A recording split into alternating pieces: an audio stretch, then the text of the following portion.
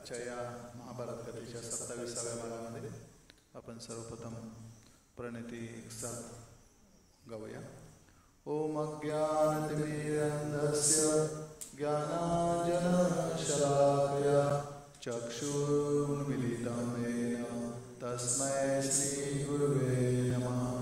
श्रीचैतन्यमनोभीष्टं स्थापितं येन भूतले स्वयं ददाति स्वपदान्तिकं.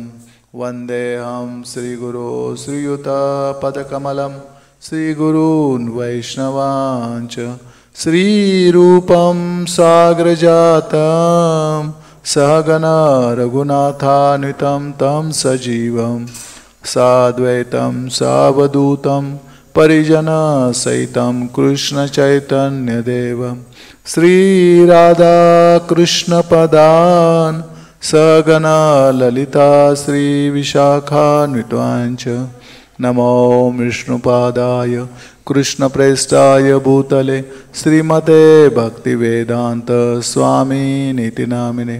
नमस्ते सरस्वती देवे गौरवाणी प्रचारिणे निर्विशेष शून्यवादी पाश्चात्यदेशतारिणे. नमो महावदन्याय कृष्णप्रेम प्रदायते कृष्णाय कृष्ण तन्य नामिने गौरतुषे नमः. हे कृष्ण करुणा सिंधो दीनबंधो जगत्पते गोपेश गोपिकाकांत राधाकांत नमोस्तुते. तप्त कांचन गौरांगी श्रीराधे वृंदावनेश्वरी वृषभानुसुते देवी प्रणमामि हरिप्रिय. जय श्री कृष्ण चैतन्य प्रभो नित्यानंद श्री अद्वैत गदाधर शिवासादि गौरभक्तवृंद. हरे कृष्णा कृष्णा कृष्णा हरे हरे हरे राम राम राम हरे हरे. हरे कृष्ण. तर मागच्या 26व्या भागामध्ये आपण पाहिलं होतं की युधिष्ठिर महाराज द्रौपदी आणि भीमसेन या तिघांच्यामध्ये जो संवाद होतो आणि प्रामुख्याने तो जो संवाद झालेला आहे की यांना जवळपास 13 महिने पूर्ण झालेले होते, हे वनामध्ये होते आणि त्यावेळेस स्वाभाविकपणे द्रौपदी आणि भीमसेन हे जास्त प्रोत्साहित करत होते युधिष्ठिर महाराजांना की आपण अशा पद्धतीने कपटाने ज्यावेळेस त्यांनी आपल्याशी छलपूर्वक आपल्याला वनात पाठवलेलं आहे तर आपण हा नियम पाळायची गरज नाही, आपण युद्ध करूया.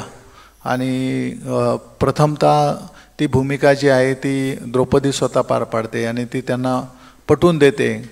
वेगवेगळ्या उदाहरणाद्वारे शास्त्रकारांना युधिष्ठिर महाराजांशी चर्चा करायची तर युधिष्ठिर महाराज हे सर्वसामान्य व्यक्ती नव्हते की बायकोने सांगितलं आणि ऐकलं आणि लगेच आवेशामध्ये जातील. तर त्यामुळे ती वेगवेगळ्या साधू संतांची उदाहरणं देऊन त्यांना पटवून देते की हे म्हणजे तेज म्हणजे काय, क्षमा म्हणजे काय. तेज कधी का प्रल्हाद महाराज आणि बळी महाराजांच्या संवादावरून ती सांगते की नाही हे क्षमा करणं यांना योग्य नाही कारण यांनी कपटाने केलेलं आहे.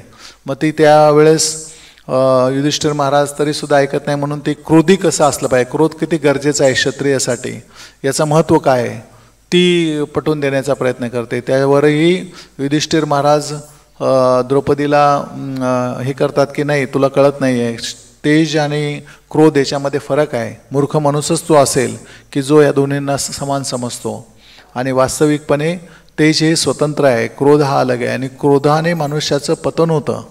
क्रोधाने मनुष्य कधी यशस्वी होऊ शकत नाही. अशा पद्धतीचं जे काही हे आहे ते पटवून देण्याचा युधिष्ठिर महाराज प्रयत्न करतात. तरीसुद्धा ही गोष्ट द्रौपदीला कोणत्याही पद्धतीने पटत नाही आणि मग ती सांगते की मला धर्मावरच ती आक्षेप घेते. ती धर्मो रक्षती रक्षता हा जो काही शास्त्रात सांगितलेला आहे ती म्हणते मला याच्यावर शंका आहे आणि ईश्वराच्या सुद्धा न्यायबुद्धीवर माझा आक्षेप आहे. कारण जर ईश्वर न्याय देत असेल तर जे योग्य तुमच्यासारखा योग्य व्यक्ती आहे जो अत्यंत धर्माने वागतोय अशा व्यक्तीवर एवढा अन्याय का होऊ शकतो. याचा अर्थ धर्मापेक्षा किंवा भगवंतापेक्षा बल हे श्रेष्ठ आहे. कारण बलाच्या जोरावरच मनुष्य आपल्यावरचा अन्याय दूर करू शकतो की आपल्याला पाहिजे ती गोष्ट प्राप्त करू शकतो. आणि म्हणून द्रौपदी म्हणते की तुम्ही बळाचा सहारा घ्या, बळ वापरा आणि तुम्ही युद्धाला सज्ज व्हा. आता एवढं सगळं जेव्हा ते बोलतात त्यावेळेस पुन्हा युधिष्ठिर महाराज तिला प्रयत्न करतात सांगायचा की ईश्वराची न्यायबुद्धी बद्दल आपण तारे तोडू नयेत. ती गहन आहे, धर्माची जे काही गती आहे ती गहन आहे. त्याबद्दल जर आक्षेप घेतला तर निश्चितपणे तो आपल्याला अन्याय पापकारक राहील. आणि त्यामुळेच हे द्रौपदी तू अशा पद्धतीने कृपया विचार करू नको, ते त्यांना पटवून द्यायचा प्रयत्न करतात. त्याच्या उपर द्रौपदी हे करत नाही म्हटल्यानंतर भीमसेन पुन्हा मध्ये पडतात आणि भीमसेन यांना प्रयत्नपूर्वक सांगायचा प्रयत्न करतात की आमच्यासारखे शूरवीर तुमच्याबरोबर आहेत, मी आहे, अर्जुन आहे, तुम्हाला आमच्याप्रती विश्वास नाही काय? त्यांनी कपटाने जेव्हा हे सगळं केलेलं आहे तर तुम्हाला ते पाळण्याची गरज नाही आहे.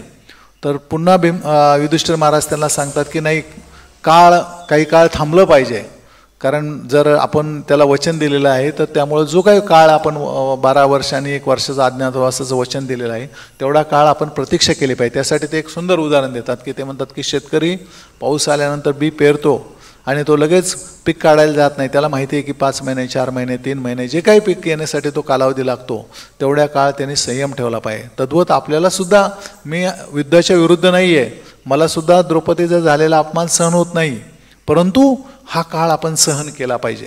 आता हे काळाचं असं उदाहरण दिल्यानंतर पुन्हा भीम त्यांना हे सांगतात की काळ हा महाभक्षक आहे, तुमच्या ह्या काळाच्या ओघात तुमची शक्ती क्षीण होईल, तुम्ही आपला मृत्यू घडू शकतो. तर त्यामुळं आपण निश्चितपणे प्रयत्न केले पाहिजेत. आणि हे सगळं हे केल्यानंतर शेवटी मग युधिष्ठिर महाराज, आपण शेवटच्या ह्याच्यामध्ये पाहिलं की युधिष्ठिर महाराज म्हणतात की ठीक आहे, तू म्हणतो ते जरी बरोबर असलं तरी ज्ञानी पुरुष जो आहे तो कोणताही निर्णय घेताना सारासार पुढचा मागचा सगळ्या गोष्टीचा निर्णय करून तो कृती करतो. आणि जर तू असं म्हणतोय या पद्धतीने जर आपण उत्साहामध्ये अविवेकाने करायला गेलो तर तुला माहिती आहे का पुढचे योद्धे कोण कोण आहेत? आणि मग त्यांचं वर्णन करतात. भीष्म किती महान आहेत, कृपाचार्य किती महान आहेत, ते त्यांच्याच बाजूने कसं लढतील, कर्ण किती शक्तिशाली आहे, कर्णाकडं कसं सगळी शस्त्रास्त्र आहेत, हे सगळं वर्णन केल्यानंतर जर आपण अशा परिस्थितीत, आपण आता सध्या कुणीच नाही आपल्याभोवती, आपल्याकडं मित्रमंडळी पण कमी आहेत, आणि मग अशा परिस्थितीत जर आपण हे केलं तर तो योग्य राहणार नाही. एक प्रकारचं भय युधिष्ठिर महाराजांच्या मनात दाटून येतं आणि ते प्रकट करतात. आणि मग हे ऐकून आपण पाहिलं की भीमसेन सुद्धा शांत बसतात. त्यांनाही ते पटतं की अरे खरोखर आपण अतिउत्साहामध्ये युद्ध करायला गेलं तर आपला पराभव होऊ शकतो. आणि ते शांत होतात. आणि त्यावेळेस जे काही भय निर्माण झालेलं असतं युधिष्ठिर महाराजांच्या मनात, ते काय विचार करत असतात की हे समोरचं शत्रुसैन्य एवढं प्रबल आहे, दुर्योधनाची ताकद एवढी वाढलेली आहे, माझी सर्व संपत्ती त्यांनी गिळंकृत केलेली आहे, त्यामुळे त्याच्याकडे असणारं सैन्य, त्याच्याकडे असणारं मित्रमंडळी, या सगळ्याचा विचार करता माझ्या बरोबरीने आज एवढं हे नाही, ताकद नाही आहे.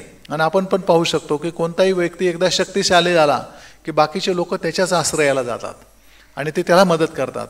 गरिबाच्या बाजूने कोण उभं राहायला जात नाही. जो श्रीमंत माणूस आहे, ज्याच्याकडे पैसा आहे, संपत्ती आहे, ऐश्वर्य आहे, लोक त्याचंच बरोबर आहे म्हणतात आणि त्याच्या म्हणजे सावलीखाली वाढायचा प्रयत्न करतात. मग त्यामुळे हे युधिष्ठिर महाराज जाणून असतात आणि त्या अनुषंगाने त्यांना जे भय होतं त्यामुळं महर्षी व्यास पहा, म्हणजे युधिष्ठिर महाराजांच्या मध्ये एवढं हे असतं, धर्माने आचरण करणं असतं त्यांचं, की हे व्यासजी जाणतात की युधिष्ठिर महाराजांच्या मनात भय निर्माण झालेलं आहे आणि स्वतः व्यासजी त्या ठिकाणी प्रकट होतात. व्यासजीमध्ये ती शक्ती असते, दुसऱ्याच्या मनात काय चाललंय हे जाणून घेण्याची त्यांची शक्ती होती.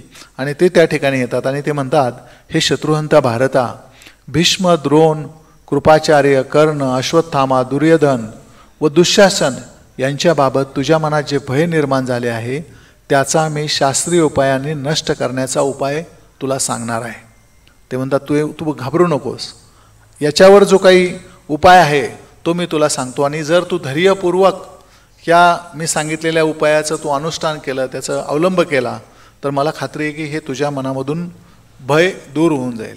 आणि मग ते त्या सगळ्या पांडवापासून युधिष्ठिराला बाजूला घेऊन जातात, ज्या वनामध्ये ते असतात त्या ठिकाणी मग ते बाजूला नेतात आणि मग ते त्याला सांगतात की तुझ्या कल्याणाचा सर्वश्रेष्ठ असलेला समय निश्चितच येणार आहे आणि अर्जुनाच्या द्वारे तू हा संपूर्ण शत्रूंचा नायनाट करणार आहे आणि त्यासाठी तुला मी एक प्रतिस्मृती नामक विद्या प्रदान करतो. ही जी विद्या आहे प्रतिस्मृती, ही व्यासजी युधिष्ठिर महाराजांना देतात. ही विद्या काय असते? ही थोडीशी अद्भुत शक्ती असणारी एक विद्या असते की ज्या द्वारे म्हणजे सिद्धी प्राप्त होऊ शकते, अशी ही विद्या असते.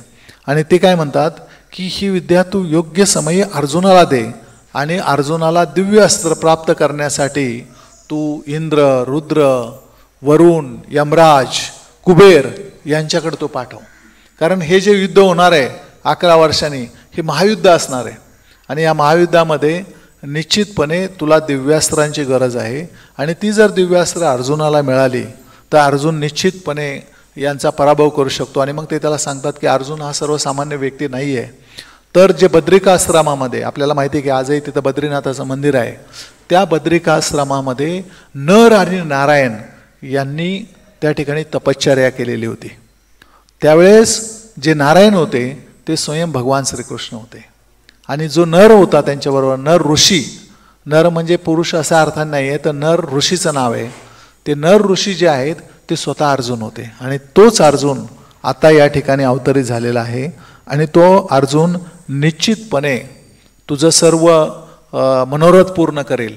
त्यामुळं तू त्याला योग्य समयी ही प्रतिस्मृती विद्या दे आणि त्याला हे दिव्यास्त्राचं प्रशिक्षण घेण्यासाठी या 5 जणांच्या पाठव. 5 जण कोण? इंद्र, रुद्र, यमराज, कुबेर आणि वरुण, ह्या 5 जणांच्याकडे तू पाठवशील. आणि यावेळेस ही जी काही सगळा वार्तालाप झाला त्यावेळेस हे द्वैतवनामध्ये होते. आणि मग ते सांगतात की आता तू द्वैतवनामध्ये खूप काळ राहिलेला आहेस. आता त्यांच्याबरोबर आपल्याला माहिती आहे की युधिष्ठिर महाराज एकटे नव्हते, हजारो ब्राह्मण त्यांच्याबरोबर होते. ते ब्राह्मण तिथून म्हणजे ह्याच्यापासून हस्तिनापूरपासूनच इंद्रप्रस्थमधले हस्तिनापूरमधले सगळे ब्राह्मण त्यांच्याबरोबर आलेले होते. हजारोची संख्या होते आणि त्यांना अन्न हे करण्यासाठी त्यांच्याकडे अक्षयपात्र मिळालेलं होतं. त्यामुळं ते एवढे सगळे ब्राह्मण लोक त्यांच्याबरोबर राहत होते. तर ते म्हणे की एवढे सगळे जण ह्या द्वैतवनामध्ये तुम्ही राहिला असल्यामुळं येथील वृक्ष वेली यांचा भरपूर असा संहार झालेला आहे आणि इथं जे काही मुनी आहेत तपश्चर्या आलेले त्यांनासुद्धा तुमच्यामुळं काही त्रास होत आहे. तर तू आता हे वन बदल आणि तो पुन्हा दुसऱ्या वनात जा. त्यांना ते आदेश देतात आणि योग्य समयी तिथे तू अर्जुनाला ही विद्या दे. आणि मग युधिष्ठिर महाराज त्या द्वैतवनातून पुन्हा काम्यक वनामध्ये येतात की जे पूर्वी अगोदर त्या ठिकाणी गेलेले होते. आणि काम्यक वनामध्ये आल्यानंतर मग योग्य समयी युधिष्ठिर महाराज पुन्हा अर्जुनाला हे करतात, बरोबर घेतात, त्याला बाजूला नेतात आणि अर्जुनाला हा सगळा इतिवृत्तांत सांगतात की महर्षी व्यासांनी मला असं सांगितलेलं आहे की मागं तुला आठवत असेल की भीमसेन आणि द्रौपदी मला युद्धासाठी प्रोत्साहित करत होते. त्यावेळेस मी त्यांना सांगितलं होतं की आपण हे युद्ध करू शकत नाही, आपल्या तेवढी ताकद नाही. माझ्या मनात ते भय झालं होतं. आणि त्यावेळेस महर्षी व्यास आपल्याकडे आले होते आणि महर्षी व्यासांनी मला याच्यावरचा उपाय सांगितला होता, तो म्हणजे तू दिव्य अस्त्रांची प्राप्ती करणं. आणि त्यासाठी तुला ह्या सर्वांच्याकडे जावं लागेल, ह्या देवतांच्याकडे जावं लागेल.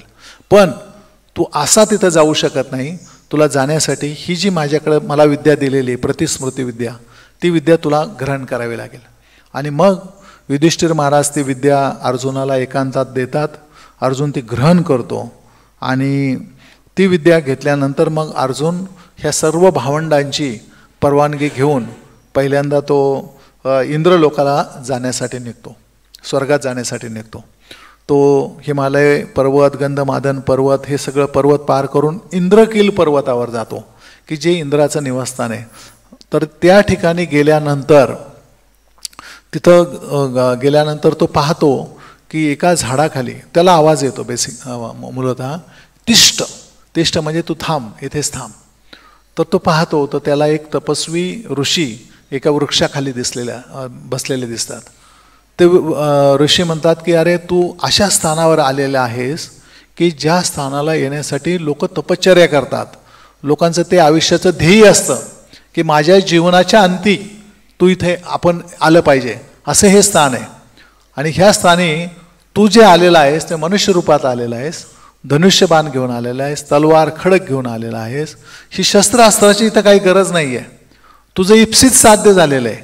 त्यामुळे तू आता हे सगळं सोडून दे आणि तू याच ठिकाणी राहा तुला ह्या शस्त्राची आवश्यकता नाही, हे सगळं धनुष्यबाण वगैरे तू फेकून दे, तुला आता कोणत्याही प्रकारच्या याची गरज नाही. पण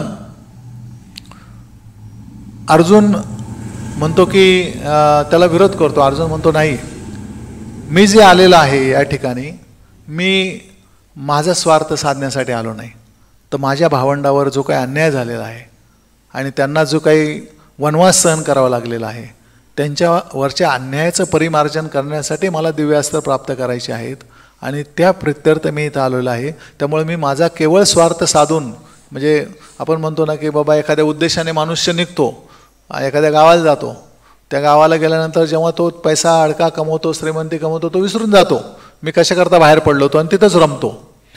तर तसं अर्जुनाचं नाही होत. अर्जुन म्हणतो नाही, मी ह्या उद्देशाने आलेलो आहे, माझी भावंडं तिथं माझी वाट पाहत आहेत, त्यामुळं मी कृपया तुमची ही काही जी ऑफर आहे तिचा स्वीकार करू शकत नाही. आणि मग इंद्र त्यांचं खरं रूप प्रकट करतात, कारण ते इंद्र असतात, ते ऋषी नसतात तर ते इंद्र असतात. मग इंद्र म्हणतात, अरे मी तुझ्यावर प्रसन्न झालेला आहे, तू मला काय हवं ते माग. तर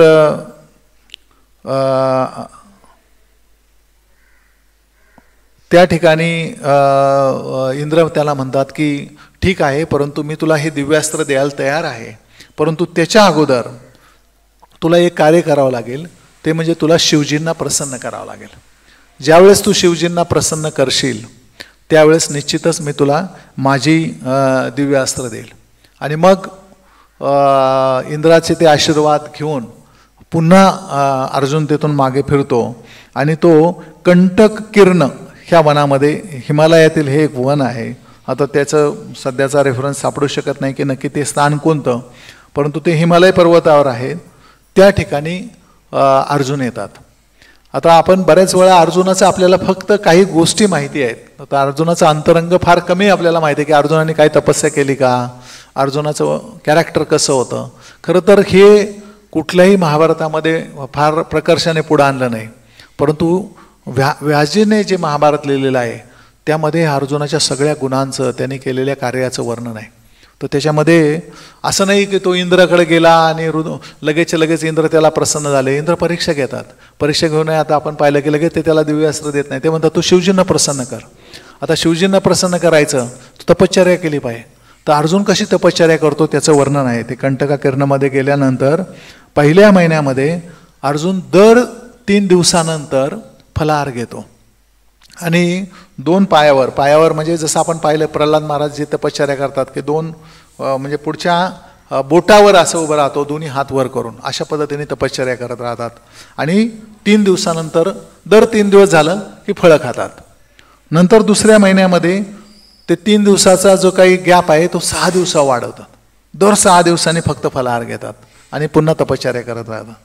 तिसऱ्या महिन्यामध्ये ते 15 दिवसावर येतात की बाबा पहिल्यांदा 3 दिवसांनी, नंतर 6 दिवसांनी, नंतर 15 दिवस काही खायचं नाही आणि 15 दिवसानंतर मग एकदा फक्त फलाहार करायचा. त्यानंतर 4थ्या महिन्यामध्ये ते पूर्ण हे फलाहार घेणं सोडून देतात आणि 4थ्या महिन्यामध्ये फक्त वायू भक्षण करून ते तपश्चर्या करत राहतात. आता अशा पद्धतीने ज्यावेळेस ती तपश्चर्या ते करायला लागतात तर त्यावेळेस निश्चितपणे तिथले वातावरण कुंठित होतं. तिथं जे तपस्वी असतात ते तपस्या करू शकत नाहीत, एवढं वातावरण तिथलं कुंठित होतं. आणि मग तिथले जे तपस्वी आहेत ते सगळे तपस्वी लोक शिवजींकडे जातात आणि शिवजींना विनंती करतात की हा जो काही अर्जुन आहे हा केवळ तुम्हाला प्रसन्न करण्यासाठी तपश्चर्या करतोय आणि हे त्या तपश्चर्यामुळं इथलं सगळं वातावरण अवरुद्ध झालेलं आहे आणि त्यामुळं आम्हाला इथं श्वास घेणं देखील मुश्किल झालेलं आहे. त्यामुळं विनंती आहे की तुम्ही लवकरात लवकर ह्यांच्याकडे जा. आणि मग तो 4थ्या महिन्याच्या शेवटाला स्वतः त्या ठिकाणी भगवान शिवजी उपस्थित होतात आणि शिवजी तिथे एक प्रसंग घडतो. तर शिवजी असे डायरेक्टली ह्याच्या वेशामध्ये येत नाहीत की डायरेक्ट शिवजींच्या स्वतःच्या वेशामध्ये येत नाही, तर ते जनरली एक आदिवासी व्यक्तीच्या वेशामध्ये येतात. त्याला किरात असं नाव दिलं आहे. म्हणजे आदिवासी असणार मनुष्य कसं एक हे लावलेलं असेल, झाडाची साल लावलेली असेल, त्याची बरोबर आदिवासी त्याची पत्नी पर्वती त्या रूपात येते, काही स्त्रिया असतात, अशा रूपामध्ये ते किरात वेशामध्ये त्या ठिकाणी उपस्थित होतात. आणि त्याच वेळेस एक घटना घडते की एक राक्षस, त्या राक्षसाचं नाव आहे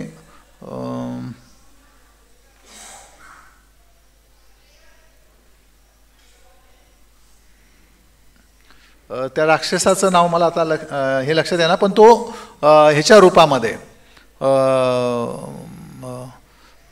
त्याला सुवर म्हणजे काय आपलं मराठीत काय म्हणतात, डुक्करच्या स्वरूपामध्ये तो राक्षस तिथं येतो आणि तो आवाज करतो आणि त्यामुळं अर्जुन पाहतो त्याच्याकडे. अर्जुनाला लक्षात येतं की हा माझ्यावर हल्ला करणार आहे म्हणून अर्जुन त्याचा धनुष्यबाण घेतो आणि त्याच्यावर गांडीव जो धनुष्य असतो त्याच्यातून त्याला मारण्यासाठी सज्ज होतो. आणि त्याच वेळेस शिवजी सुद्धा त्या ठिकाणावरून धनुष्यबाण घेतात आणि ते सुद्धा त्याला मारण्यासाठी सज्ज होतात. तर त्यावेळेस अर्जुन त्याला विचारतो की तुम्ही कोण आहात? या वनामध्ये तुम्ही स्त्रियांना घेऊन का हिंडतात? तुम्हाला या वनामध्ये भीती वाटत नाही का? तुम्ही हे माझा भक्ष्य आहे, तुम्ही याला मारू नका, मी मारणार आहे. परंतु अर्जुन ज्यावेळेस बाण सोडतो त्याच वेळेस ते किरात वेशात असणारे महादेवजी सुद्धा त्याच्यावर बाण सोडतात आणि दोघांचा बाण लागून तो राक्षस जो आहे तो मरतो आणि मूळ रूपामध्ये तो राक्षस स्वरूपामध्ये प्रकट होतो.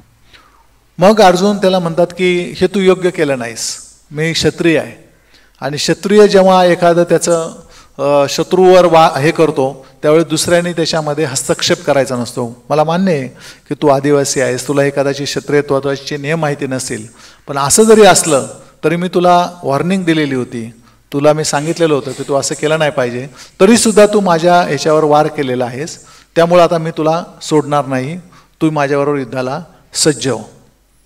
हे ऐकून त्या ठिकाणी किरात वेशधारी हे जे शिवजी असतात ते शिवजीसुद्धा जोरजोरात हसतात. ते म्हणतात, अरे तू घाबरू नकोस, आम्ही काय वनवासी आहे, त्यामुळे या वनामध्ये कुठेही आम्ही हिंडत राहतो, परंतु तू दुष्कर अशा या वनात का आला आहे आणि तुला माहिती नाही का माझ्या बाणामुळेच हा राक्षस मेला आहे, तुझ्या बाणाने नाही मेला. ते म्हणतात माझ्या बाणामुळे मेलेला आहे, त्यामुळं माझा याच्यावर अधिकार आहे. पण मंद बुद्धीमुळे तुला असं वाटतं की तुला गर्व झालेला आहे तुझ्या बळाचा आणि तुला असं वाटतं की मीच त्याला मारला आहे, त्यामुळं तू मला आव्हान करत आहे, तूच काय, मी सुद्धा तुला सोडणार नाही म्हणतात आणि मी सुद्धा आता तुला मारून टाकणार आहे.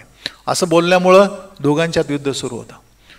त्या युद्धामध्ये अर्जुन जेवढेही बाण सोडतो त्या बाणांचा ह्या किरात वेशधारी असणाऱ्या शिवजींच्यावर काही परिणाम होत नाही. अर्जुन आश्चर्यचकित होतो. अर्जुन म्हणतो की फक्त शिवजी हे सहन करू शकतात, माझ्या धनुष्यातून बाण जे सोडलेले आहेत ते सहन करण्याची क्षमता फक्त शिवजींची आहे. अशा परिस्थितीत हे शिवजी तर दिसत नाही आहेत, मग कदाचित कोणते देवता असतील आणि त्यामुळं देवता असेल तर मी देवताला हरवू शकतो. अर्जुनाला हा विश्वास होता की शिवजी सोडून कोणते इंद्र जरी आले किंवा दुसरा कुबेर जरी आला तरी माझ्या पुढे टिकाव धरू शकत नाही. आणि आपल्याला मागं माहिती आहे की एका गंधर्वाला सुद्धा अर्जुनाने हरवलं होतं. काय त्या गंधर्वाचं नाव होतं? जो त्याच्या पत्नीमुळं अर्जुनाबरोबर लढाई करायला सज्ज होतो आणि त्याला वाटतं की अरे माझी बायको इथं असताना हा कोण रात्रीचा पाण्यामध्ये आलाय, आणि तो गंधर्व तिथं पत्नी समेत स्नान करत असतो. कोण गंधर्व होता तिथं? कोण सांगेल त्याचं नाव? काहीतरी चित्र विचित्र असं होतं. चित्ररथ हा गंधर्व होता. तो त्याला हरवलेला असतं आग्नेयास्त्र हे करून. तर अर्जुनाला हा विश्वास असतो की मी देवताला हरवू शकतो.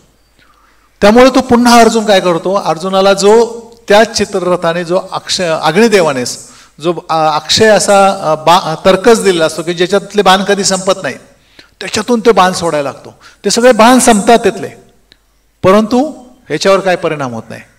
आणि मग अर्जुन काय करतो की त्याचा धनुष्य आणि त्याची जी प्रत्यंच असते ती दोरी असते त्याच्यामध्ये अडकवतो ह्या किराताला आणि हाताने त्याला फायटिंग करायला सुरू करतो.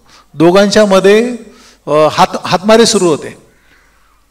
त्यांनी सुद्धा काही फरक पडत नाही, तो धनुष्य पूर्णपणे ते ॲब्सॉर्ब करतात अंगामध्ये. मग हा तलवार काढतो, तलवारीने युद्धाला सुरू करतो, तलवारीचे तुकडे होतात. मग पुन्हा हातघाईवर युद्ध सुरू होतं आणि त्यावेळेस जे महादेवजी आहे ते महादेवजी त्याला मूर्छित करतात अर्जुनाला. अर्जुन मूर्छित होतो. 2 तास अर्जुन मूर्छित होतो आणि पुन्हा अर्जुनाला जेव्हा मूर्छेतून जागा येतो पुन्हा पाहतो तो किरात वेशात असलेले महादेव हसतायत. अर्जुन भयानक चिडतो. मग अर्जुन म्हणतो, अरे मला आता शिवजींची प्रार्थना केली पाहिजे की शिवजींच्या शिवाय मी ह्याला हरवू शकत नाही. मग त्या ठिकाणी ते मातीचं पिंड करतात अर्जुन आणि त्या पिंडावरती फुलं वाहतात. त्यांना प्रार्थना करायला लागतात, डोळे झाकतात, प्रार्थना करायला लागतात की मला ह्याला हरवायचं आहे आणि मी क्षत्रिय आहे, तुम्ही मला कृपा करून मदत करा, मला वरदान द्या. तर पाहतो तो काय, डोळे उघडल्यानंतर त्या ज्या पिंडावरती जे फुलं ठेवलेली असतात ती फुलं त्या किरात वेशधारी व्यक्तीच्या डोक्यावर गेलेली असतात. मग अर्जुनाच्या लक्षात येतं की हे स्वतः शिवजीच आहेत. मग अर्जुन त्यांना प्रणाम करतो. शिवजी सुद्धा खूप प्रसन्न होतात की अर्जुनामध्ये एवढं युद्ध करण्याची एवढी ही आहे, क्षत्रियत्व आहे, एवढी त्याचे म्हणजे हार न मानण्याची प्रवृत्ती आहे. एवढं करून म्हणजे शिवजीबरोबर युद्ध करायचं सोपी गोष्ट आहे का? ते अर्जुन करतात. पार 1 to 1 फाईट मारतात. त्या सगळ्या फाईटमध्ये असं नाही की लगेच एका फाईटमध्ये अर्जुनाला हे होतात, मूर्छित होतात. अर्जुन खूप संघर्ष करतात महादेवजींच्या बरोबर. अर्थात महादेवजी हे सर्वशक्तिमान आहेत, पण एक पिता आपल्या छोट्या मुलाबरोबर जसा खेळतो तद्वतच ते त्याच्याबरोबर हे करत असतात. परंतु अर्जुनाची ही वृत्ती पाहून शिवजी अत्यंत प्रसन्न होतात आणि मग म्हणतात की अरे माग, तुला काय मागायचं आहे. आणि त्यावेळेस मग हे त्यांना म्हणतात की मला तुमचं दिव्य अस्त्र पाहिजे, माझ्यावर असा असा प्रसंग आलेला आहे. आणि मग ते पाशुपत अस्त्र जे आहे ते अर्जुनाला देतात. ते म्हणतात की या अस्त्राला देवराज इंद्र, यम, कुबेर, वरुण, वायुदेवता सुद्धा जाणू शकत नाही, तर साधारण मनुष्याची तू गोष्टच सोड. मग ते त्याला आदेश देतात की परंतु या अस्त्राचा उपयोग तू कोणत्याही सर्वसाधारण मनुष्यावर करू शकत नाही, कारण हे दिव्य अस्त्र आहे. कोणत्याही सर्वसामान्य परिस्थितीत तुझी ताकदच वापरली पाहिजे. जिथं अत्यंत अलौकिक अशा वेळ असेल त्याच वेळेस तू या अस्त्राचा वापर करू शकतो. चराचर प्राण्यासहित या समस्त त्रिलोकामध्ये असा कोणताही पुरुष नाही जो या शस्त्राने मरणार नाही. आणि ते काय सांगतात की याचे ज्ञान किंवा हे पशुपत अस्त्र धारण करणारा व्यक्ती त्याच्या मानसिक संकल्प, दृष्टी तथा वाणी तथा धनुष्यबाणाद्वारे या अस्त्राचा संकल्प करून शत्रूचा नायनाट करू शकतो. म्हणजे ते अस्त्र असं होतं की त्या धनुष्य बाणाचाच उपयोग केला पाहिजे असं नाही, तर मानसिक संकल्पाने जरी केलं की पशुपत अस्त्र प्रकट हो आणि याच्यावर जाऊन याचा वध कर, तर ते वध करू शकत होतं. एवढं शक्तिशाली ते अस्त्र होतं. तर त्यामुळं ते अस्त्र त्याला प्रदान करतात अर्जुनला. आणि मग अर्जुन त्यांच्याकडून आज्ञा घेतो की मला आता इंद्राने सांगितलेलं आहे की तुम्हाला प्रसन्न केल्यानंतर माझ्याकडे या. तर त्यामुळं तो जाण्यासाठी परवानगी मागतो. पण त्याच वेळेस स्वतः इंद्र त्या ठिकाणी प्रकट होतात, सर्व देवी देवता त्या ठिकाणी प्रकट होतात. मग यमराज तिथे स्वतः प्रकट होतात आणि यमराज त्याला आशीर्वाद देतात आणि ते म्हणतात की मी तुला माझं दंडास्त्र प्रदान करत आहे. म्हणजे आपण जनरली म्हणतो ना की यमराजाचा दंडा ज्याच्या पाठीमागे लागला तर तो सुटू शकत नाही, तो दंड जो आहे यमराज अर्जुनाला प्रदान करतात. म्हणजे यमराजजीकडं असलेलं सर्वोच्च अस्त्र हे अर्जुनाला मिळतं. त्यानंतर वरुण त्या ठिकाणी पश्चिम दिशेला उभे असतात. ते म्हणतात की माझ्याकडं वरुण पाश आहे, माझं सर्वोच्च अस्त्र जे आहे ते वरुण पाश आहे. मी स्वतः या अस्त्राचा उपयोग करून महाकाय दैत्यांचा विनाश केलेला आहे. माझ्या हातून प्रयोग झाल्यानंतर स्वतः या अस्त्राचा जर मी उपयोग केला तर स्वतः मृत्यू देखील सुटू शकत नाही, असं हे अस्त्र आहे, हे मी तुला देतो. कुबेरजी त्याला अंतर्धान नावाचं अस्त्र देतात आणि ते सांगतात की स्वतः परमात्मा शंकरजींनी या अस्त्राचा उपयोग करून त्रिपुरासुराच्या 3ही नगरांचा नाश केला होता. त्रिपुरासुर हा जो काही राक्षस होता त्याचा नाश करण्यासाठी स्वतः शिवजींनी या अंतर्धान अस्त्राचा वापर केलेला होता. ते अस्त्र मी तुला देत आहे, हे कुबेरजी त्याला म्हणतात. म्हणजे आपण पाहू शकतो यमराजांकडून कोणतं अस्त्र मिळतं? दंडास्त्र. त्यानंतर वरुणकडून कोणतं अस्त्र मिळतं? वरुण पाश. आणि कुबेरजींकडून कोणतं मिळतं? अंतर्धान. अशी दिव्य अस्त्र मिळतात. तर त्या ठिकाणी इंद्र म्हणतात की मी तुला आत्ता लगेच देणार नाही, तर तू माझ्याबरोबर स्वर्गात ये, मी तुझ्यासाठी माझा रथ या ठिकाणी पाठवत आहे. त्या रथ आणि सारथी माताली जो आहे तो तुला घ्यायला येईल.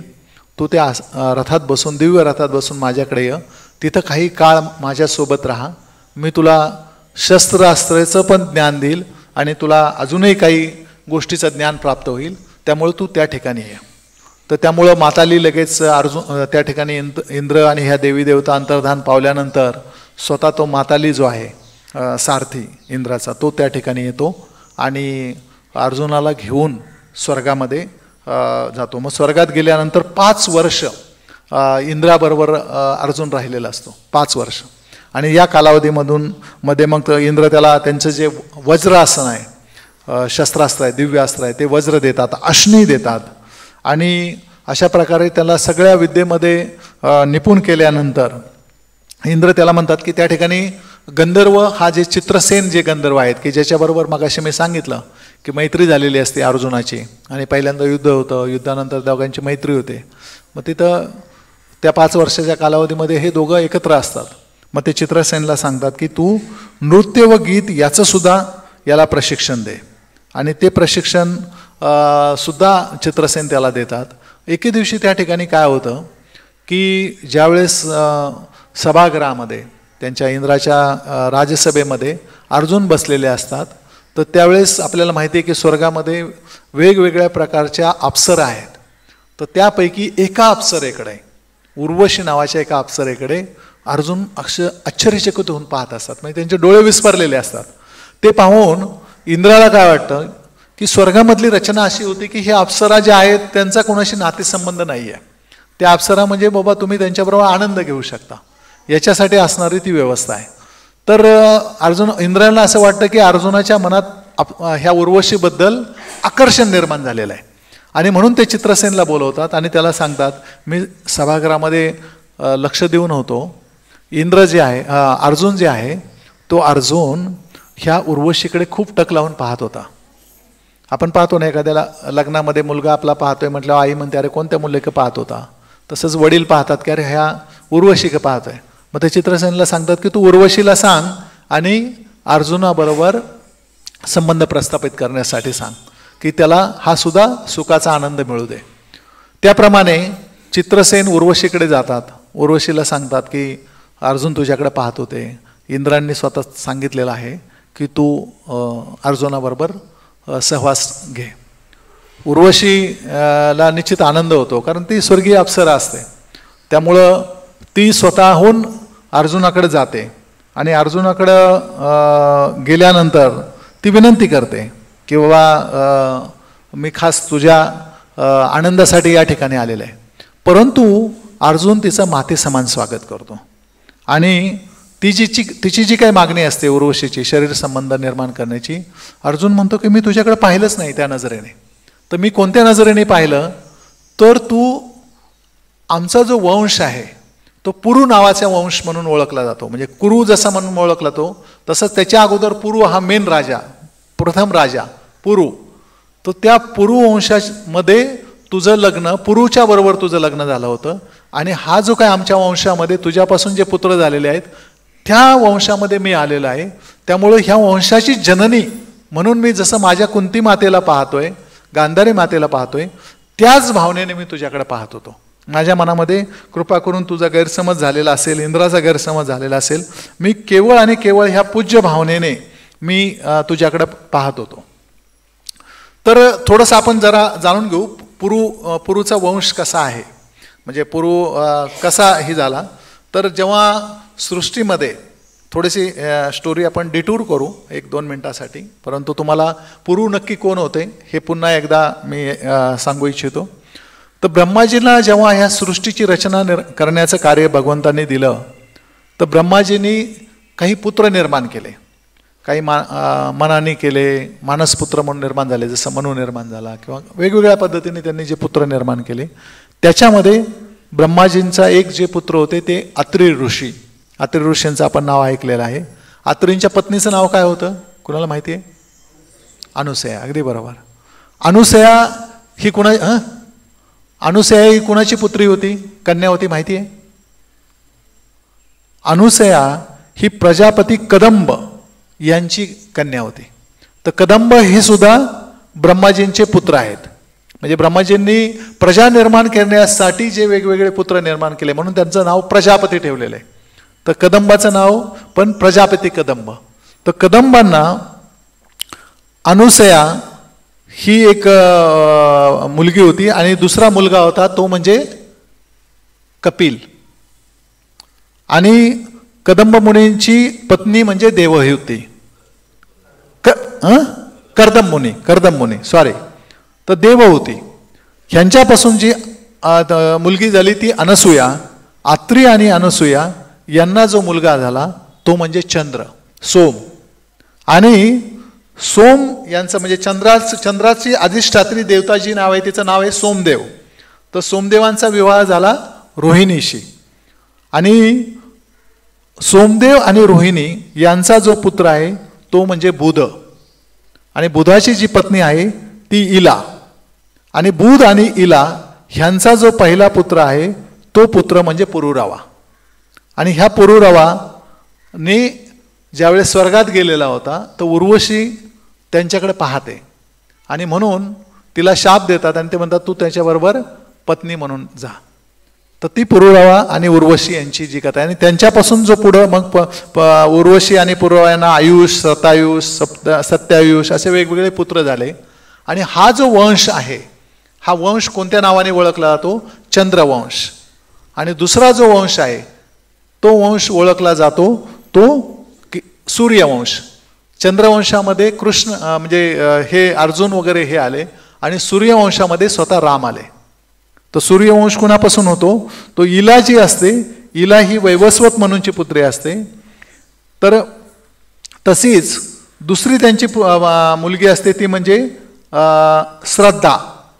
आणि श्रद्धाला जो पुत्र होतो तो म्हणजे इक्ष्वाकू.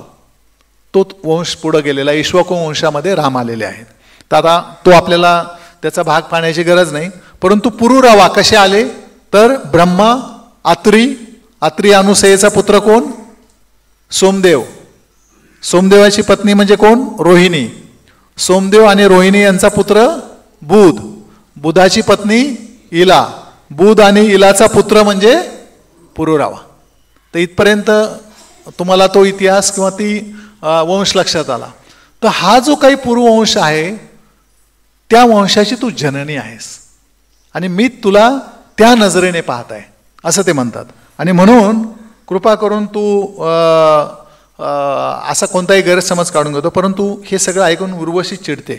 ती म्हणते मी स्वर्गातली अप्सरा आहे, येथील सर्वांसाठी आम्ही मुक्त आहोत, आम्हाला कोणत्याही प्रकारचा बंध कोणाशीच नाही, त्यामुळे तू मला गुरुस्थानी पाहू नकोस.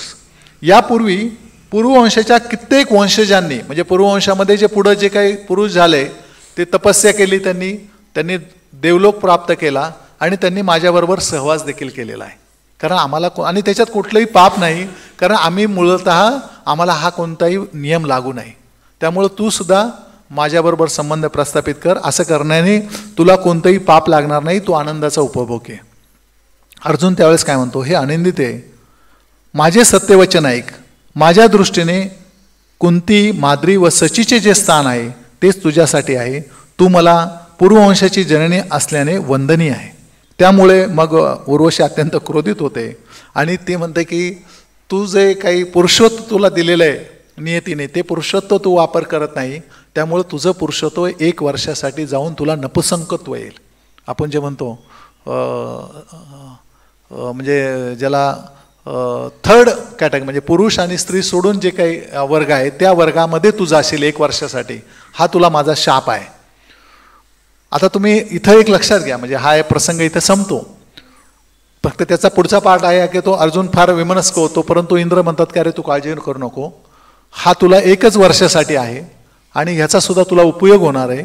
कारण ज्यावेळेस तू अज्ञातवासामध्ये राहशील तर त्यावेळेस तू हा शाप स्वीकार की ज्याद्वारे तुला कोणीही ओळखू शकणार नाही. आणि तुला जी चित्रसेनाकडून ही जी काही नृत्य आणि गायन कला शिकलेली आहे हिचा वापर करून तुला त्याचा समन्वय साधता येईल. त्यामुळे तुला हा शाप नसून ॲक्च्युली उशापच आहे. पण या ठिकाणी पाहण्याची एक गोष्ट आहे की जी अर्जुनाच्या अनुषंगाने म्हणजे जेव्हा आपण कर्ण आणि अर्जुन यांची तुलना करतो किंवा वेगवेगळ्या योद्ध्यांची तुलना करतो तर या ठिकाणी आपण पाहू शकतो की वेगवेगळे ऋषींना सुद्धा जे शक्य झालेलं नाही ते अर्जुनाला शक्य झालं. स्वर्गात असताना एक अप्सरा त्याच्याकडे स्वतः येते. ती अप्सरा आणि उर्वशी अशी अप्सरा आहे की जिचं निर्माण स्वतः भगवंताने केलेलं आहे. उर्वशीचा उगम कशातून झालाय माहिती आहे का? भगवान नारायणाच्या मांडीतून उगम झालेला आहे. ज्यावेळेस हे बद्रिकाश्रमामध्ये नर आणि नारायण ऋषी प्रार्थना करत म्हणजे तपस्या करत असतात, त्यांच्या तपस्येमध्ये भंग करण्यासाठी हे देवी देवता येतात आणि ते त्या ठिकाणी त्यांना आकर्षित करण्यासाठी वेगवेगळे प्रयोग करतात, वेगवेगळे अप्सरा आणतात, कामदेव त्यांना मोहित करायचा प्रयत्न करतात. परंतु हे स्वतः नारायण आहेत. नारायणांना तुम्ही काय मोहित करू शकता? आणि त्यावेळेस नारायण मग एक खेळी खेळतात, त्यांच्या मांडीतून म्हणजे त्यांच्या ह्याच्यातून ह्या उर्वशीचा जन्म निर्माण करतात. ती उर्वशीला पाहून हे विसरून जातात सगळे इंद्रादी देव की आपण यांची तपस्या भंग करायला आलेला आहे. त्या उर्वशीमध्ये ते आसक्त होऊन जातात. अशी ती उर्वशी. ती उर्वशीला पाहून सुद्धा अर्जुन विचलित होत नाही. म्हणजे अर्जुनामध्ये काय सामर्थ्य असेल हे तुम्ही पाहून घ्या. म्हणजे अर्जुनाचा इंद्रिय संयम काय असेल याची तुम्ही कल्पना करा. आणि आपण पुन्हा मी तुम्हाला त्या कथेमध्ये नेतो की चित्ररथाला ज्यावेळेस हरवलं अर्जुनाने, आणि अर्जुनाला ते कोणती विद्या देतात? चाक्षुषी विद्या देतात. चाक्षुषी विद्या काय असते? सगळं पाहू शकतो. त्यावेळेस अर्जुन काय विचारतो की अरे ही जर तुझ्याकडे विद्या होती तर तुला हे समजलं नाही का की माझ्यात ते सामर्थ्य आहे? तर त्यावेळेस काय म्हणतो की मला समजलं, परंतु माझ्या पत्नीमुळं मला तो अहंकार झाला. आणि दुसरं महत्त्वाचं कारण सांगतो की तू का मला हरवू शकला? त्यावेळेस तू सांगितलं की तुझं जे ब्रह्मचर्य पालन आहे ना ते सर्वश्रेष्ठ आहे, म्हणून तुझ्यामध्ये ते ओज आहे, तुझ्यामध्ये ते तेज आहे, आणि म्हणून तू मला हरवू शकला. हे त्यावेळेचं वाक्य जर तुम्ही आठवलं किंवा तुम्ही जर यूट्यूबवर माझं प्रवचन पुन्हा ऐकलं तर तुम्हाला लक्षात येईल की त्यावेळेस म्हणजे ते चित्ररथ आहे त्यावेळेस हे दुसरं कारण सुद्धा सांगतात की तू का हरवू शकला मला. केवळ आग्नेयास्त्रामुळे नाही हरवलं तर तुझ्यामध्ये ते तेज आहे. आणि हे इथं प्रकट होतं की उर्वशीमुळं इंद्रादी देव सुद्धा भ्रमित झालेले असतात की जे नारायणाला भ्रमित करण्यासाठी निघालेले असतात. नारायणाने निर्माण केलेली जी स्त्री असेल ती किती सुंदर असेल, ती अप्सरा कशी असेल विचार करा तुम्ही. आणि त्या अप्सरेमुळे सुद्धा अर्जुन विचलित होत नाहीत. हे अर्जुनाचा इंद्रिय संयम आहे. हा अर्जुनाचा गुण आहे. ही अर्जुनाची शक्ती आहे. आणि त्यामुळं इंद्रसुद्धा त्याचे कौतुक करतात. इंद्र म्हणतात की तू सत्पुरुषामध्ये शिरोमणी आहेस. तुझ्यासारखा पुत्र मिळाल्याने कुंती खरोखरच श्रेष्ठ आहे. तू तुझ्या इंद्रिय संयमाद्वारे तपस्वी ऋषींना देखील पराजित केले आहेस. तू चिंता करू नकोस. आणि मग त्याला ते जे सांगतात की ह्याद्वारे तुला निश्चितपणे फायदाच होणार आहे. मग हा अर्जुनाचा या ठिकाणी घडलेला वृत्तांत आहे. आता आपण थोडंसं पुन्हा बॅक टू ह्यांच्याकडे जाऊ. आपण एक 15 मिनिटामध्ये नल दमयंतीची मी तुम्हाला कथा सांगेल आणि मग त्यानंतर या ठिकाणी आपण आजच्या प्रवचनाला विराम देऊया.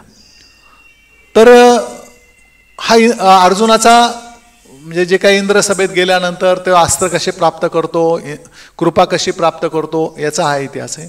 या ठिकाणी मात्र हे सगळे जे पांडव आहेत अर्जुनाविना यांना खूप विरह होतो, खूप दुःख होतं. सगळ्यांचं प्रेम असतं.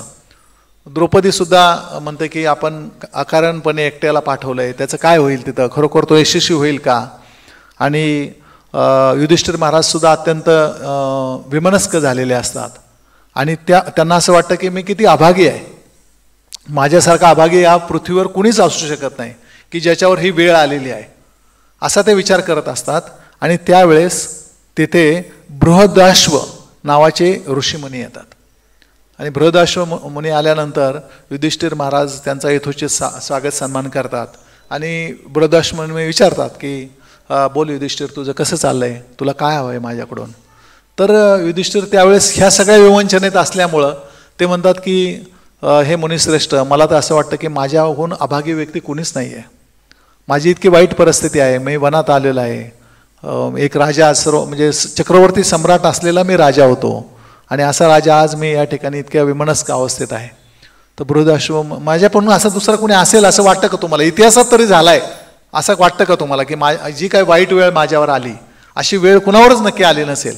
मग बृहदाश्रम त्याला म्हणतात की तू असं काही समजू नको की ही वेळ तू, अरे तू तर म्हणे तू खूप चांगल्या स्थितीत आहे. तू विचार कर, हजारो ब्राह्मण तुझ्या भोवती आहेत जे तुला योग्य मार्गदर्शन करतायत, देवी देवतांच्या कथा सांगतायत, भगवंताविषयी तुझी चर्चा चालू आहे, तुझी पत्नी तुझ्याबरोबर आहे, तुझे भाऊ तुझ्याबरोबर आहेत आणि तू खरोखर सुखकर रीतीने राहतोय. फक्त राज्य नाही एवढाच दोष तुझ्याकडे आहे सध्या. बऱ्याच वेळा आपल्याला वाटतं ना की अरे माझंच काय वाईट चाललंय, माझंच काय, आपल्या चांगल्या बाजू आपण पाहत नाही. तसं युधिष्ठिर महाराज सुद्धा चांगल्या बाजू पाहत नव्हते. त्यांना लक्षात येत नव्हतं की भाऊ माझ्याबरोबर आहे, पत्नी आहे, एवढे हजारो ब्राह्मण माझ्या भोवती आहे, त्यांना अन्न देऊ शकेल असं अक्षयपात्र माझ्याकडे आहे, मला काय कमी आहे? ठीक आहे, 2-4 गोष्टी कमी कुणाला पण असतात. आपल्यासारखीच युधिष्ठिर महाराजांची ती अवस्था होती. त्यामुळं मग ते म्हणतात तुझ्याहून सुद्धा वाईट वेळ एका राजावर आली होती. मग ते म्हणतात की युधिष्ठिर महाराज कोण राजा आहे तो? ते म्हणतात त्या राजाचं नाव नल आहे. मग युधिष्ठिर महाराज म्हणतात की मला त्याची कथा सांगा की काय त्याच्यावर वाईट वेळ आली होती. मग बृहदाश्व मुनी त्याला नल राजाची कथा सांगतात. तर निषाद देश म्हणजे आताचं उत्तर प्रदेशमध्ये तो जो प्रदेश आहे त्या ठिकाणी त्यावेळेस ते राज्य होतं. त्या ठिकाणी हा वीरसेन नावाचा राजा होता आणि त्याचा पुत्र असतो नल. तर नल एवढा सुंदर असतो दिसायला, एवढा शूर असतो की नला एवढा दिसायला सुंदर त्या काळी त्या पृथ्वी तलावर तर व्यक्ती नव्हता, परंतु यक्ष असेल, देवी देवता असेल, त्यांच्याहून सुद्धा स्वतः कामदेवा इतका तो सुंदर दिसत होता, इतका नल सुंदर होता. आणि त्याच वेळेस त्या तत्कालीन काळामध्ये विदर्भ देश, कौंडिन्यपूर ज्याची राजधानी होती त्याही वेळेस, तर त्या ठिकाणी जो राजा होता त्याची पुत्री होती दमयंती. ती सुद्धा अत्यंत सुंदर होती, अत्यंत सत्वशील अशी ती स्त्री होती. तर त्यावेळेसच्या आपण जसं आता म्हणतो की बाबा आताच्या काळामध्ये एखादा शक्तिमान पुरुष असेल किंवा एखादा हिरो प्रसिद्ध असेल तर आपण त्या हिरोची चर्चा असते, ती हिरोईन प्रसिद्ध असेल तर त्याची चर्चा असते. तशी त्यावेळेच्या काळामध्ये ह्या नल आणि दमयंतीची सर्वत्र चर्चा होती की नल किती सुंदर आहे, किती शूर आहे, दमयंती किती सुंदर आहे. आणि सगळे लोक त्यांना एकमेकांना सुद्धा ते सांगायचे. नलाला दमयंतीची बातमी कळायची, दमयंतीला नलाबद्दल कळत होतं. आणि त्यामुळं दोघं सुद्धा एकमेकाकडे आकर्षित झालेले होते योगा ह्या सगळं ऐकण्यामुळं. तर नलाच्या मनामध्ये दमयंतीबद्दल जे आकर्षण वाढत होतं, दमयंतीच्या मनामध्ये पण वाढत होतं. तर एकेकाळी काय होतं, एकदा असा हंस पाहतो नल त्याच्या ह्याच्यामध्ये, तो त्या विरहात असतो की दमयंतीला मी कसा भेटेल. या विरहात असताना तो त्या एका वनामध्ये असताना त्याला एक हंस दिसतो आणि तो हंसाला तो पकडतो. हंसाला पकडल्यानंतर हंस म्हणतो की अरे मला तू मारू नकोस, मी तुझ्या एक फार मदतीला येणार आहे, मी तुझ्यासाठी काहीतरी सेवा करेल. हा म्हणतो, नल म्हणतो काय सेवा करशील? तो म्हणतो मी दमयंतीच्या राज्यात जाईल आणि दमयंतीला सांगेल की नल किती सुंदर आहे आणि तू नला करताच विवाहासाठी त्याची निवड कर, याच्यापेक्षा तुला कोणताही दुसरा श्रेष्ठ पुरुष मिळणार नाही. नलाच्या मनात दमयंतीबद्दल प्रेम असतं, त्याला वाटतं अरे हा माझं दूत म्हणून काम करणार आहे तर चांगली गोष्ट आहे, तो त्याला सोडून देतो. मग तो हंस ह्या विदर्भ देशात येतो. विदर्भ देशात आल्यानंतर दमयंतीच्या भोवती तो घुटमळत असतो. दमयंती पाहते, तिला आवडतो आणि मग दमयंती त्याच्याजवळ गेल्यानंतर तो ते सांगायला लागतो गोष्ट की नल किती सुंदर आहे, कोणताही म्हणजे देवी देवतांच्या पेक्षा सुद्धा सुंदर आहे, तुला तो अनुरूप आहे असं तो त्याला पटवून देतो. दमयंतीच्या मनामध्ये सुद्धा नलाबद्दल अगोदरच ती भावना असते आणि म्हणून दमयंती म्हणते की अरे तू असं कर, तू पण नलाकडे जा आणि नलाला सांग की माझ्या मनामध्ये पण हीच भावना नलाप्रती आहे.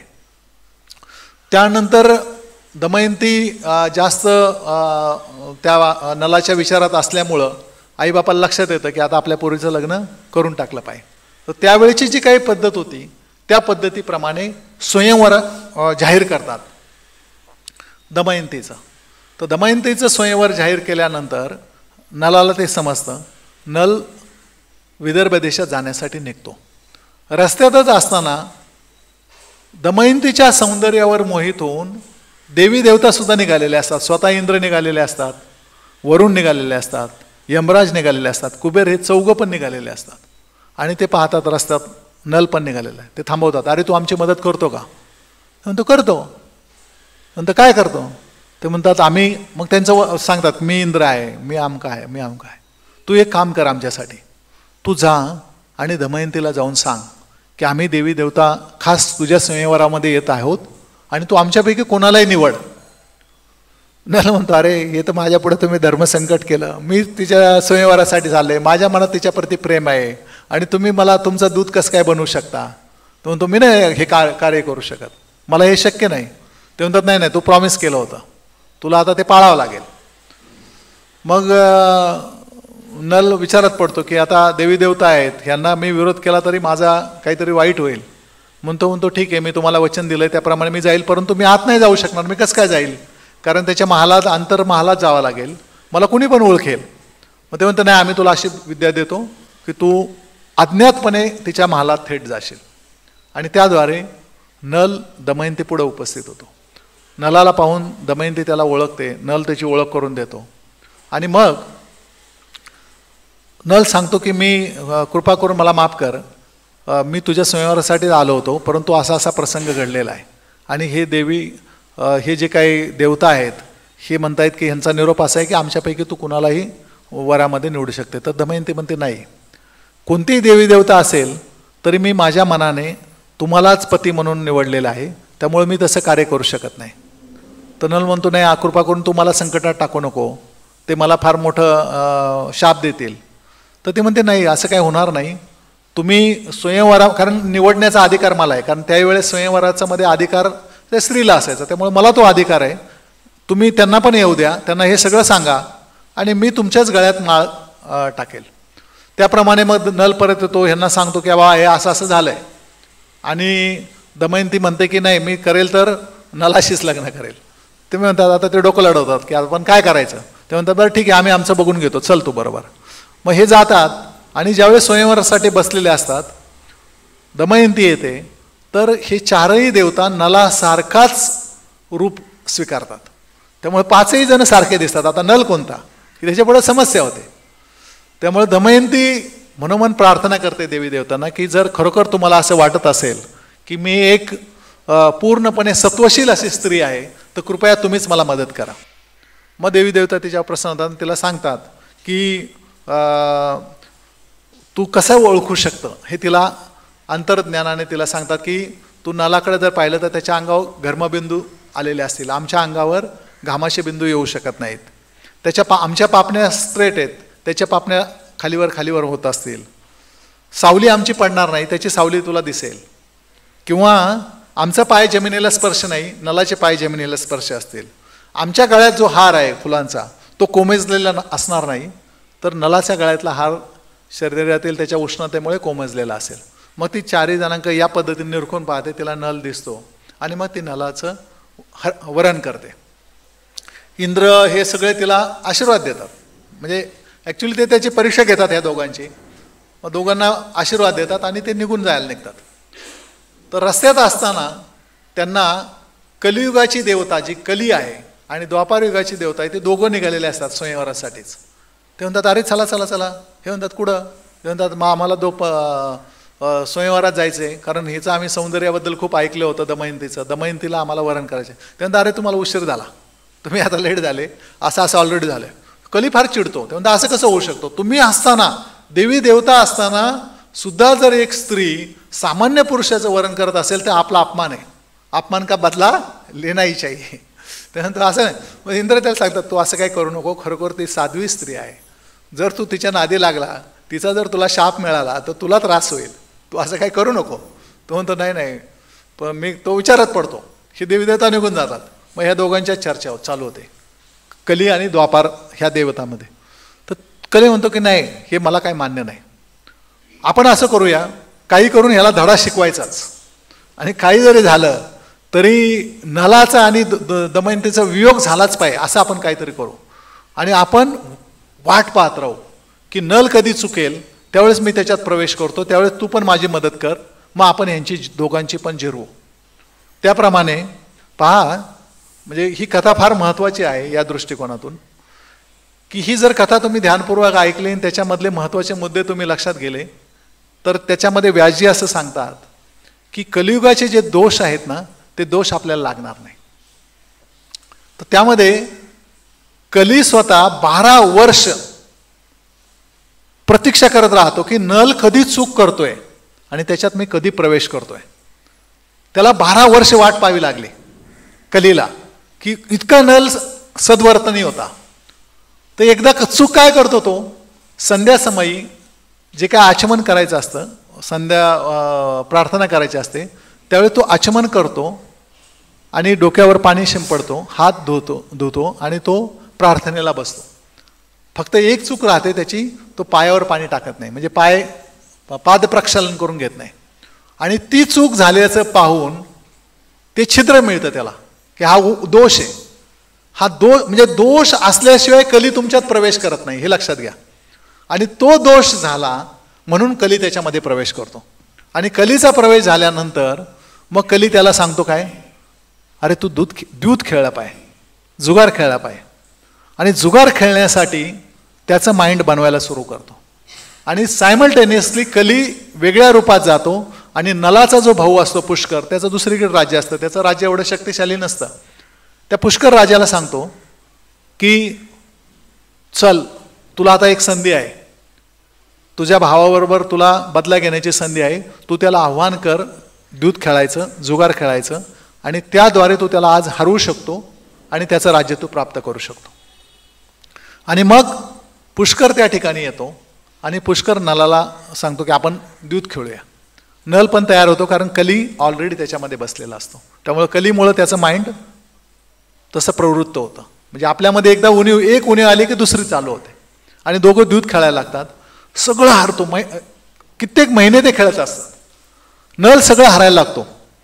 दमयंती खूप प्रयत्न करते की नलाला ह्याच्यापासून बाजूला करायचं, परंतु त्याच्यामध्ये कलीचा प्रवेश झाला असल्यामुळं नल त्याच्या पत्नीचं कोणतेही ऐकत नाही. शेवटी तो हारतोय हे लक्षात घेऊन दमयंती त्यांचा जो सारथी आहे वार्ष्णेय नावाचा, त्याला सांगते की तू माझ्या मुलांना घे, आणि आता मला काही खरं दिसत नाही आहे माझ्या पतीचं, किमान तू माझ्या मुलांना घेऊन माझ्या माहेरी सोड. इंद्रसेन मुलगा असतो आणि इंद्रसेना नावाची मुलगी असते, त्याला 2 मुलं असतात. मग तो वार्ष्णेय त्या रथातून मुलांना घेऊन जातो, त्यांच्या माहेरी त्यांना सोडतो, मामाच्या गावाला. आणि तो स्वतः, आता कारण त्याला माहिती आहे हा हरलेलाच आहे सगळं, म्हणून तो ऋतुपर्ण अयोध्येचा राजा असतो त्यावेळेस, त्याच्याकडे जाऊन तो सारथ्याची नोकरी करायला लागतो. आणि नल इथं सगळा हारतो. शेवटी पुष्कर त्याला म्हणतो, आता तुझ्याकडे काहीच राहिलं नाही, तू तुझ्या पत्नीला लाव ह्या डावावरती. म्हणजे जसं युधिष्ठिराच्या बाबतीत घडतं तसं तो म्हणतो की तुझ्या पत्नीला लाव. पण नल इतका त्यावेळेस क्रोधित होतो, त्याला ते लक्षात येतं की अरे किती वाईट आहे हा भाऊ माझा. तो त्या रागाच्या भरात त्याच्या अंगावरचे सगळे सोनं नाणं दागिनं जे काय शेवटचा असतो तो तिथे टाकतो. फक्त अंगावरच्या वस्त्रानिशी तो बाहेर पडतो. दमयंती पण त्याच्या बाहेर मागोमाग जाते. तो काय पत्नीला लावत नाही पणावर. आणि मग तो जंगलात वनात निघतो. त्याच्या राज्यातून जात असताना पुष्कर असा आदेश देतो की ह्याला कोणी मदत करायची नाही, ह्याला जर मदत केली तर मी त्याला मृत्यूदंड देईल. त्यामुळं साधं जेवणसुद्धा नल दमयंतीला कोणी देत नाहीत त्या राज्यातलं. 3 दिवस ते उपाशी राहतात. अशा परिस्थितीमध्ये पुढे एका वनामध्ये नल पाहतो की असे काही पक्षी आहेत की ज्यांचे पंख आहेत ते सोनेरी रंगाचे आहेत. त्याला वाटतं की अरे हे पक्षी आपण पकडू, यांना विकू, हे पंख काढू, आपल्याला काहीतरी थोडंसं धन मिळेल, त्याच्याद्वारे आपण उदरनिर्वाह करू शकतो. आणि म्हणून त्याच्या जवळ एक जे वस्त्र असतं, एकच वस्त्र असतं, ते वस्त्र त्या पक्ष्यांच्या अंगावर तो टाकतो. त्याला वाटतं की हे पक्षी याच्यात गुरफटले की हे आपण पकडू त्यांना. जसंही तो वस्त्र टाकतो पूर्ण हा निर्वस्त्र होतो, अंगावर कोणतंही वस्त्र राहत नाही, सगळं वस्त्र त्यांनी त्याच्यावर टाकलेलं असतं. तसं ते पक्षी उडार उडतात. ते ॲक्च्युली कोण असतात, ते पासे असतात. ते म्हणजे द्वापारयुगाची देवता ती असते. आणि ते म्हणतात अरे आम्हाला राग आला होता कारण तू मधूनच उठला, अंगावरच्या वस्त्रानिशी उठला, ते वस्त्र हक्काचं होतं आमच्या, आणि त्यासाठी आम्ही तुला हा डाव टाकलेला आहे. त्यामुळं आता खऱ्या अर्थाने आम्ही संतुष्ट आहोत. आणि ते वस्त्र घेऊन ते पक्षी निघून जातात. त्यामुळं हा नग्न अवस्थेत राहतो. शेवटी दमयंती स्वतःचं अर्ध वस्त्र फाडते, त्याच्या अंगाला हे करायला देते. मग त्यावेळेस हा फार लज्जित होतो. हा दमयंतीच्या मागे लागतो की म्हणतो आता तू एक काम कर, तू जा म्हणतो तुझ्या माहेरी. पण दमयंती म्हणते नाही, मी काय अपराध केला, मी तुमच्याबरोबर राहील, जी काय परिस्थिती असेल त्यामध्ये तुम्हाला साथ देईल, कारण मी पतिव्रता स्त्री आहे, मी तुम्हाला सोडून नाही राहू शकत. बघा दमयंतीचा त्याही वेळेस किती त्याच्याप्रती विश्वास असतो. ती मानत नाही की बाबा तू चूक केलेली आहे. द्रौपदी तरी युधिष्ठिर महाराजांना कोसते, पण ती तसंही करायला जात नाही. ती म्हणते की नाही, मी तुमच्यावर राहणार. परंतु एके दिवशी दोघं झोपलेले असताना नल काय करतो, नल त्या ठिकाणावरून ते अर्धवस्त्र त्याच्या अंगावर घेतो, ही अर्धवस्त्र हिच्या अंगावर तसंच ठेवतो आणि तो निघून जातो. दमयंती उठून पाहते, अरे माझे पती इथं नाही आहे. मग ते विलाप करायला लागते, प्लीज महाराज माझं काही चुकलं का, मला माफ करा, तुम्ही या पुन्हा. परंतु नल त्या ठिकाणी येत नाही. मग दमयंती एकटीच त्याचा शोध घ्यायला निघते. तर एके ठिकाणी दमयंतीला असे अर्धवट झोपेत एका रस्त्यात असताना तिला अजगर गिळायला लागतो. तिला जवळपास अर्ध गिळलेलं असतं अजगराने. तर त्यावेळेस एक तिथला आदिवासी व्याध असतो जो, तो तिला वाचवतो. त्या अजगरापासून तिची मुक्तता करतो, तो अजगराला मारतो. परंतु त्याची वाईट दृष्टी हिच्यावर पडते. ही सांगते की मी अशी अशी राणी आहे, कृपया मला मदत कर. तो म्हणतो नाही, मला तुझा उपभोग घ्यायचा. ती म्हणते मी अशी स्त्री आहे, कृपा करून तू माझ्या नादी लागू नको, माझ्याकडे वाईट नजरेने पण पाहू नको, तुझा नाश होईल. परंतु कामातूर झालेला तो पुरुष असतो, तर त्यामुळे तो प्रयत्न हे करतो, ते शाप देते. तत्क्षणी त्याला हृदयविकाराचा झटका येतो आणि त्या ठिकाणी तो गतप्राण होतो. मग दमयंती पुन्हा अशीच प्रवासाला निघते आणि तिला एक व्यापाऱ्यांचा समूह दिसतो. त्या व्यापाऱ्यांच्या समूहामध्ये ती रिक्वेस्ट करते, त्यांच्याबरोबर हत्ती वगैरे असतात, पाळलेले हत्ती, ते व्यापार करण्यासाठी ते प्रवास करत असतात. त्यांना सांगते आणि ते म्हणते मला कृपया तुम्ही माझ्याबरोबर तुमच्यावर घेऊन चला. त्या प्रवासामध्ये असताना एके ठिकाणी त्यांचा तळ पडलेला असताना जंगली हत्ती येतात आणि त्या समूहावर ते हल्ला करतात. त्यामुळं तो समूहातले बरेचसे पुरुष मारले जातात, व्यापारी मारले जातात, काही हत्ती मारले जातात. मग पुन्हा दमयंती बिचारी तिथून एकटीच हे होते आणि ती चेदी देश म्हणून जास्त तिथं पोहोचते. त्या चेदी नगरीत पोचल्यानंतर तिच्याकडे पाहून तिला राणीला दया येते की अरे ही कोणतरी एक उच्च दर्जाची स्त्री दिसते आणि ती तिला आसरा देते. आणि मग त्या ठिकाणी ही विनंती करते दमयंती की मी राहते, परंतु कृपा करून मी कोणत्याही पुरुषाच्या समोर जाणार नाही, मी कुणाचे चरण धुणार नाही, मी फक्त ब्राह्मणाशी बोलेल की माझ्या पतीचा शोध घेण्यासाठी. पण ती इथं खरी स्टोरी सांगत नाही की मी कोणत्याला भीती वाटते, त्यामुळे ती सांगत नाही. मग ती म्हणते काय हरकत नाही, तू माझ्या मुलीबरोबर, सुनंदा नावाची मुलगी असते त्या राणीची, ती म्हणते तू माझ्या मुलीबरोबर राहा आणि जोपर्यंत तुझ्या पतीचा शोध लागत नाही तोपर्यंत तू इथं राहू शकते. अशा रीतीने दमयंती त्या चेदी देशामध्ये येऊन पोचलेली असते. इकडं नलाचं काय होतं, तर नल हा अत्यंत खिन्न मनाने बाहेर पडतो.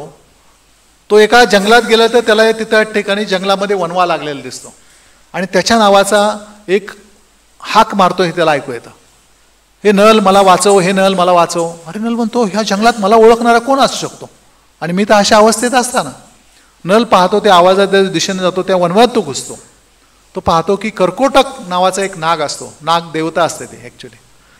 तर ती तिथं एका अचल अवस्थेत असतात. ते म्हणतो तू पळ ना, तू हो ना बाजूला. तो म्हणतो नाही, मला नारद मुनीने शाप दिलेला आहे, मी जाऊ शकत नाही. मात्र नारद मुनीने मला असा उशप दिला होता की तुझ्या कठीण प्रसंगामध्ये नल राजा तुला वाचवेल आणि आता वनवा लागलाय मला दिसतंय, त्यामुळं मला असं वाटलं की नक्कीच तू आला असेल, म्हणून मी तुझ्या नावाने हाक मारत होतो. आणि मग तो म्हणतो काळजी करू नको, माझा आकार जरी मोठा असला तरी मी आता छोटा करू शकतो, तू मला घे आणि वनव्याच्या बाहेर पड, नक्कीच मी तुझी मदत करेल. आणि मग नल तो कर्कोटक नाग असतो तो त्याचा आकार छोटा करतो. मग नल त्याला हातात घेतो आणि त्या वनव्यातून बाहेर पडतो. मग तो म्हणतो तू आता मोजून 10 पावलं चाल, मी तुझ्यासाठी एक चांगली गोष्ट करणार आहे. मग तो 10 पावलं चालल्या चालल्या तो नाग नलाला चावतो. जसाही नलाला तो नाग चावतो तसा नलाचा रंग पूर्ण बदलून जातो, त्याचं जे सौंदर्य असतं ते निघून जातं आणि कर्कोटक नाग जो असतो तो मूळ रूप त्याच्या प्रकट होतो. तो म्हणतो की हा तुला जरी आता असं रूप मिळालं असलं तरी हे तुझ्या हिताचं आहे, कृपा करून तू ऋतुपर्ण राजाकडे, अयोध्येच्या ऋतुपर्ण राजाकडे जा, तो ह्याच्यामध्ये निष्णात आहे द्यूतविद्येमध्ये, आणि तू त्याची मर्जी संपादन करून ही विद्या शिक आणि त्यावेळेस निश्चितपणे तुझा उद्धार होईल. आणि मी तुला चावल्या असल्यामुळं तुझ्यामध्ये जो कली प्रवेश झालेला आहे, मग तो तुला सगळी स्टोरी सांगतो की कसा तुझा नाश झालेला आहे. तो म्हणतो कली तुझ्या आतमध्ये आहे, मात्र माझ्या विषयामुळे आता तो अत्यंत उद्विग्न झालेला आहे, तो त्रास सहन करत राहील आणि योग्य समयी ज्यावेळेस तू ही विद्या शिकशील त्यावेळेस कली तुला सोडून जाईल. त्यामुळं तू आता निघ आणि ऋतुपर्ण राजाकडे जा. मग त्या अवस्थेमध्ये नल एकदम काळा झालेला असतो, त्याचं सौंदर्य गेलेलं असतं. आणि मग नल येतो ऋतुपर्ण राजाकडे, त्याला सांगतो की माझ्यात ह्या कला आहेत, मी अत्यंत अश्वारोहण चांगलं करू शकतो, तर मी तुझा सारथी म्हणून राहतो, मी पाककलेत पण चांगला आहे, असे तो 2-4 कला सांगतो त्याच्या. मग त्याला तो इनाम देऊन राजा ऋतुपर्ण ठेवतो. मग या ठिकाणी पुन्हा ज्यावेळेस, आता खरं ते कथा भरपूर आहे अजून, मला वाटतं आज आपण थांबूया. मी फास्ट घेण्याचा प्रयत्न करतोय, परंतु अजून काही कथा शिल्लक आहे, तर मला असं वाटतं आपण इथं आज थोडा विराम देऊ, पुढच्या वेळेस राहिलेली कथा घेऊ. काय हरकत नाही ना? कारण अजून मला वाटतं 15 मिनिट, मला वाटलं होतं 9:15 पर्यंत संपेल, परंतु आता 9:20 झालेत, तर आपल्याला इथं थांबावं लागेल. मला पुण्यात सुद्धा एक मीटिंग आहे, तर आपण या ठिकाणी थांबूया. कारण ती फास्ट जर सांगितली तर तुम्हाला त्यातली रुची तेवढी लक्षात येणार नाही. तर आपण आज या ठिकाणी या कथेला विराम देऊ आणि जो पुढचा भाग आहे नल आणि दमयंती कथेचा, तो आपण पुढच्या वेळेस घेऊ. तर काही प्रश्न असेल आजच्या ह्याच्याकरता तर ते घेऊ, आणि नाही तर अन्यथा आपण आजच्या कथेला याच ठिकाणी विराम देऊ. हरे कृष्ण. हां, सर्वज्ञ. इंद्राने अर्जुनला नृत्य आणि गायनची कला शिकवायला सांगितलेली. आणि त्या स्त्रीचं नाव काय, अप्सराचं नाव काय, उर्वशी. हा, उर्वशीने अर्जुनला श्राप दिलता. तर ते जे म्हणजे त्याचा जो अज्ञातवास होता, तर ते म्हणजे असं जुळतंय ते सगळं त्याचा. तर ते इंद्राने ते सगळं ठरवून केलं की कसं आहे, आता ह्याच्यात त्याचा काही उल्लेख नाही व्यासजींच्या ह्याच्यामध्ये, परंतु इंद्र ही देवता आहे, त्याला हे तर माहितीच होतं ना की याला अज्ञातवास भोगायचा आहे, आणि अज्ञातवासाला मदत होईल असं माझ्या पोराला काहीतरी बनवलं पाहिजे. तर त्यामुळं कदाचित त्याने ते सांगितलं असेल. सांगा. हां, बोला, कारण आता तुमच्याकडे माईक नाही देता याचा. हां.